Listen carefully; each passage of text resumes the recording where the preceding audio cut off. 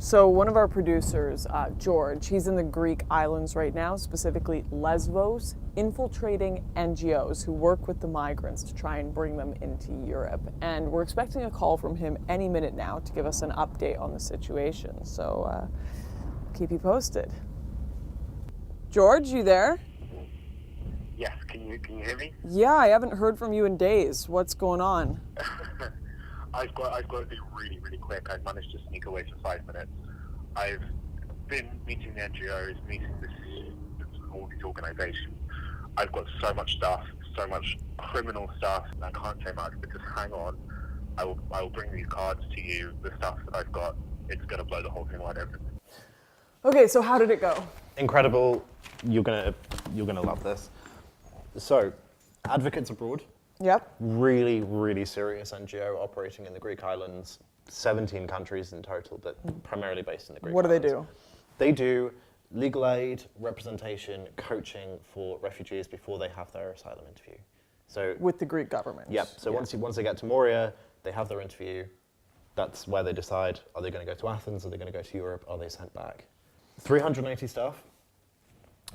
They've had about 15,000 people go through, more at the moment. So it's not just a couple sob like stories. This is industrialized legal aid, essentially. It's huge. So their support, they take support and volunteers from like University of Cambridge, University of Oxford, University of Denver. It's massive. They're linked with the International Bar Association. Al Jazeera, Huffington Post have all written about them, done interviews. So these are the guys that really people go connected, to for their information. So the last 6 days, I've been with Ariel, who is their CEO, their executive director, and she's literally told me everything. All the stuff that they shouldn't be doing, all the stuff worse stuff than we thought that they might be doing. What does that mean? So I've got all these recordings, because obviously I recorded everything so that we can use it. They're cheating the system, massively cheating the system to get these people in. Just listen to this. So we teach them how to literally, sometimes it's like as simple as this, and then how to tell their story, like how to frame it, how to literally explain it, and how to just like keep their private emotions and their private trauma private, because all of this acting is a shield. Like you have to coach people on physicality. Yeah, I see it like I tell them that this is acting. All of this is acting. It's all acting as though this is theater. So for them to get through, they must act their part in the theater. And that is the refugee and trauma, because these EASO officers are so fucking stupid that all they know is what is written on a paper. EASO says this is refugee and trauma. They have these characteristics. So we coach people how to have these characteristics. So they're admitting that they're teaching them to act. Yeah. She literally keeps talking about these refugees as actors, as a theatre production. So the government have created a process to try and find real refugees amongst tons of people that are trying to illegally migrate to Europe, and they're making it into a theatre class so everyone gets in. Yeah, essentially. Even if they're not a genuine essentially, they've worked out what the interviewers are looking for, and they're teaching people how to do that, how to be that. That is incredible. Let me find you this other one, actually. So like there's a formula we came up with, which is ironic because I suck at formulas, but it's like significant events, date, and location. So the way you answer all those questions is the same way. In December 2017 in Izmir, Turkey, I was threatened for being a Christian because my boss and his friends jumped me when I was leaving my church. This is the Bible they tried to tear up. This is the crucifix I was wearing that they tried to tear. And it made me feel unsafe as a Christian in Turkey. But boom. And that way you have the event, the date, and the location. So you've given them a very specific answer, and you've kept it to be a tight, short answer as well, rather than rambling about. So they're much more likely to believe it. Exactly right. Yeah, and it's much harder to refute because you have all the elements in there. Like our narrative timeline format has like a fill in the blank section at this point, and then we have like 2 examples for the home country being a significant date and location. And then ditto for Turkey, and then ditto for any other country to live in. So consistency is the most important thing. Even if you find yourself in a position where you have to lie because you suddenly remember something else, that's just to stay with what you have said.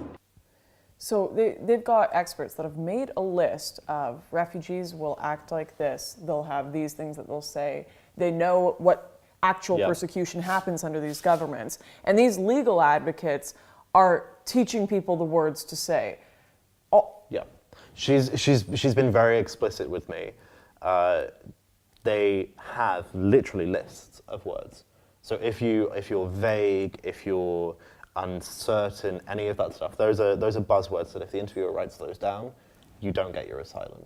But on the other hand, there are certain words that if the interviewer writes down, certain characteristics, literally emotion, if you're emotional, then they will wave you through.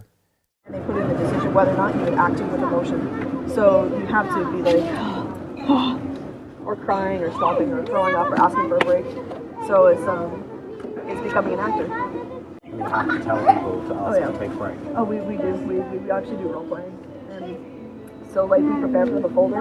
So like the first role playing activity we do is like us being them, and they're the officer. And then we flip around after they've had some practice to see how should I walk into the office, how should I introduce myself, how should I give them the folder, and then how do I sit down, and then when do I stand up, when do I show them how to pray. Why would you need to show them how to pray? Because it's a good way to show honesty. It's done in other places too, like not good places, to see if you're truly what you say you are. You can't show how you pray. Like if you're actually Christian. Oh, so if you're saying you're like fleeing persecution, but then you should probably know how to be, praying that way. They also ask like, what's your favorite holiday? So like some people just say like Christmas, but like we explain, you can't just say this because this is not sufficient answer. You have to say.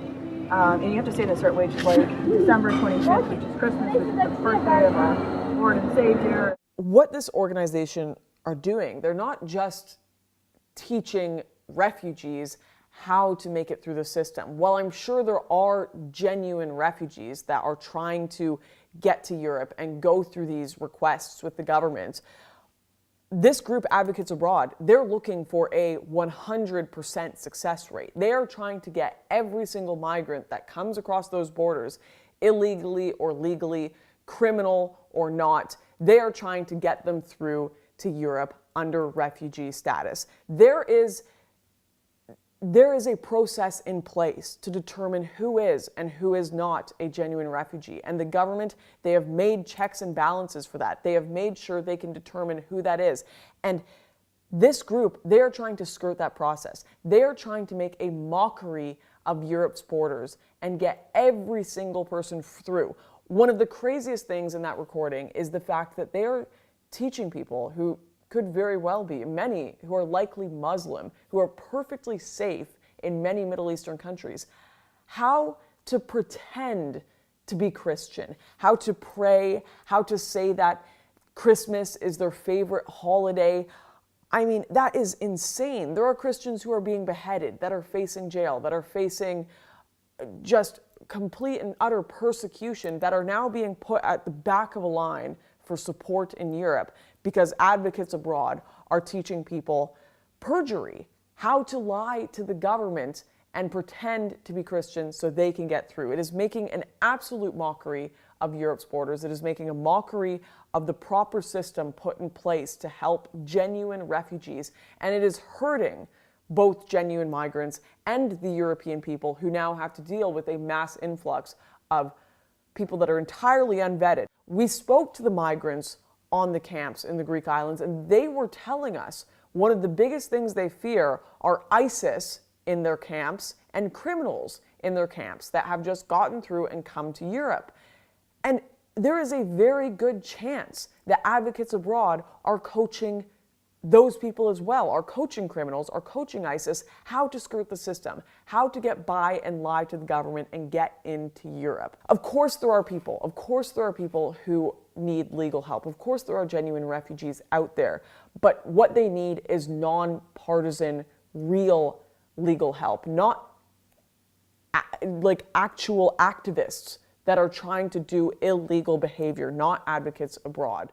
So that was just a very small snippet of some of the amazing content we have with our project Borderless. There is still so much we have yet to expose and so much more we want to expose that the government and the media are trying to cover up. Unfortunately, so far we have come to the end of our budget for the Borderless film, but we're looking to you to help us continue this project as there is so much more we want to investigate and bring forward. If you want to help, please check out the links below or go to borderless.movie to do that. And a huge thanks to everyone who has already supported making this possible. We'll see you guys in the next expose. So